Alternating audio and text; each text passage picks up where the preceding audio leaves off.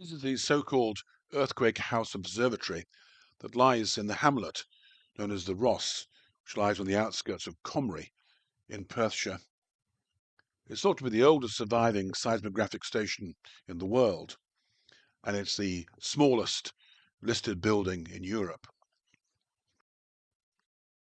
Comrie is sometimes known as the Shaky Town because it's the earthquake capital of Scotland, if not of the UK. The Highland boundary fault lies quite close by, though the epicentre for the earthquakes lies slightly to the north. It's not surprising considering as earthquakes originate from as far as down as 10 kilometres below the Earth's surface, so maybe a branch of the Highland fault running below Comrie. In 1597, the first major earthquake in the UK to be recorded was noted by a local man, James Melville, who wrote about it in his diary. Two local ministers, the Reverends Taylor and Gilfillan, took an interest. They recorded 70 tremors or earthquakes in 1789. In 1830, over 7,300 tremors were recorded. 1839 was the year of the so-called Great Earthquake that was felt throughout Scotland. It even breached a dam as far away as Stirling. Following the Great Earthquake, in 1840, two locals, Peter McFarlane, who was the postmaster, and James Drummond, who was a shoemaker, devised the first seismograph. It formed of two pieces of plank laid across in a cross shape, giving a north-south, east-west, and placed on it were different sizes of cylinders. Below it was white sand.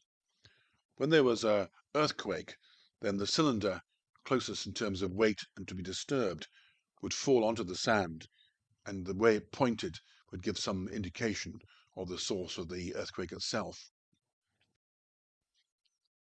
A committee was formed to investigate the Scottish and Irish earthquakes. A local man, a Mr. Drummond of Drumurn, took an interest.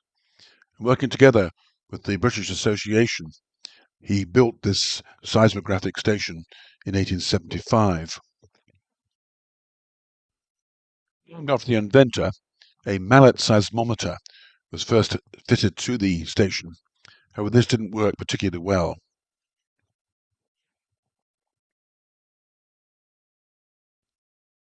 In 1893, an earthquake at Comrie was felt throughout the United Kingdom.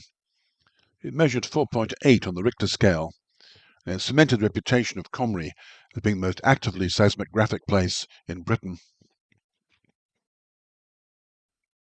In 1911, the building had been abandoned. However, an amateur geologist and politician from England, Cecil Carus-Wilson, came to the site, found the poor condition it was in, and set up a committee that enabled it to be restored.